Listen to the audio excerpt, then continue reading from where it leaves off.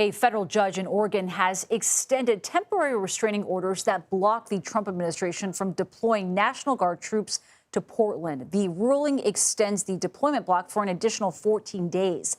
Now, those orders were originally set to expire this weekend, and President Trump has cited continuing protests at a Portland ICE facility as the reason to send troops to this largely Democratic city. Portland's leaders have disputed that, saying the protests are not as extreme as the government is making them out to be. Meanwhile, federal agents in Chicago used tear gas to disperse the crowd yesterday after a car chase ended in a crash. This surveillance video obtained by CBS Chicago here shows federal agents crashing into a car they were pursuing yesterday, causing it to spin out of control. Both people inside the car took off running, with agents chasing after them. We'll have that video shortly. This all led to a tense standoff between neighborhood residents and federal agents, with the angry crowd throwing objects at them. In response, the agent deployed tear gas into the streets there. The Chicago Police Department was then called in to help de-escalate the situation. And CBS News Homeland Security correspondent Nicole Sganga joins us now. Nicole, very good to see you as always. So we have reports here that the use of tear gas there by federal agents in Chicago undercuts this temporary restraining order. Can you walk us through what that order actually contained?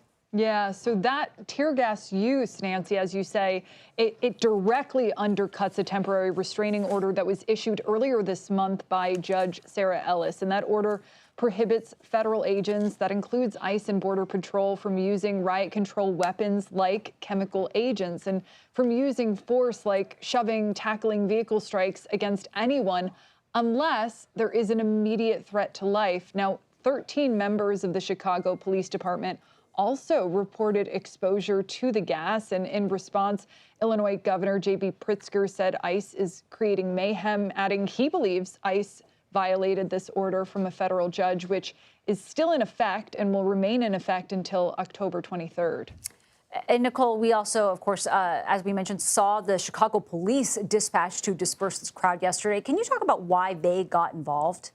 Yeah, Nancy, I've been speaking with law enforcement experts this week, including former commissioners of CBP and ICE personnel, and they tell me that typically local and state police are better equipped and trained for crowd control than federal agents like Border Patrol and ICE, only because it's part of their core mission. I mean, police regularly handle protests, civil disturbances. They receive ongoing training in de-escalation, riot tactics, and they know their cities and their towns. Federal agencies like Border Patrol and ICE, meanwhile, they train primarily for immigration enforcement and border security. They're used to capturing and arresting migrants in the country illegally, not managing big demonstrations in urban areas. So police departments and state troopers also have protective gear, shields, non-lethal tools, and they're familiar with local laws and community dynamics, which can often help them bring down the temperature. Yeah, that absolutely makes sense. And Nicole, this car ramming in Chicago, just the latest of multiple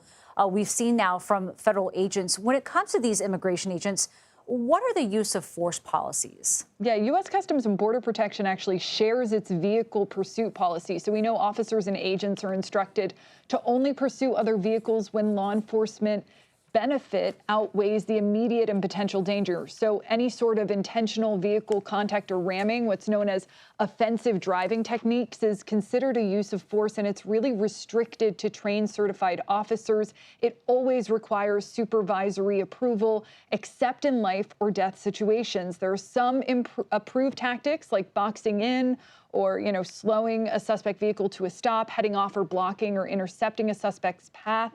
That maneuver is considered okay if done safely and without intent to cause an accident. But any collisions have to be reported by officers, and they're subject to a formal review.